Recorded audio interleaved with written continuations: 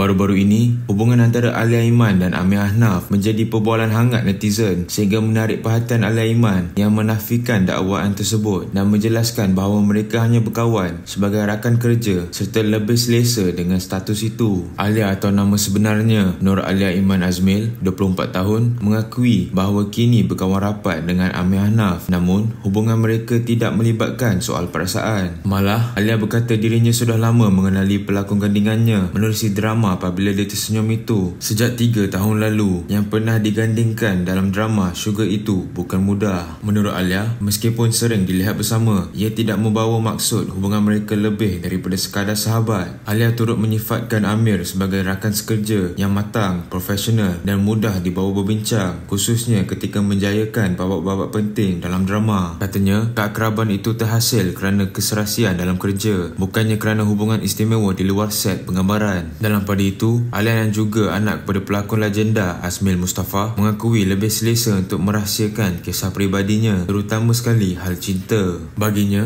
semakin ramai yang tahu, semakin besar potensi untuk suatu hubungan itu terganggu. Justeru, jika benar dia mempunyai teman lelaki sekalipun, dia memilih untuk menyimpannya sebagai perkara peribadi dan bukan untuk tatapan umum. Terdahulu, spekulasi mengenai hubungan mereka timbul selepas Alia memuat naik 2 video di TikTok yang mencetuskan gosip dalam kalangan peminat. Namun, Alia tampil menjelaskan bahawa tindakan itu tidak membawa sebarang maksud tersembunyi dan tumpuan utama ketika ini adalah kerjaya seninya. Tambahnya lagi, dirinya seronok setiap kali digandingkan dengan Amir kerana pelakon itu tidak lokek idea dan sentiasa membantu dalam memastikan adegan yang dijayakan lebih meyakinkan. Hubungan kerja yang harmoni itu dilihat sebagai faktor utama mereka tampak mesra. Namun, Alia berpegang dengan pendirian bahawa persahabatan mereka tidak lebih dari itu. Jangan membuat sebarang spekulasi yang boleh mencetuskan kontroversi. Apapun, diharapkan semoga Alia dapat fokus dengan karirnya dan meraih kejayaan.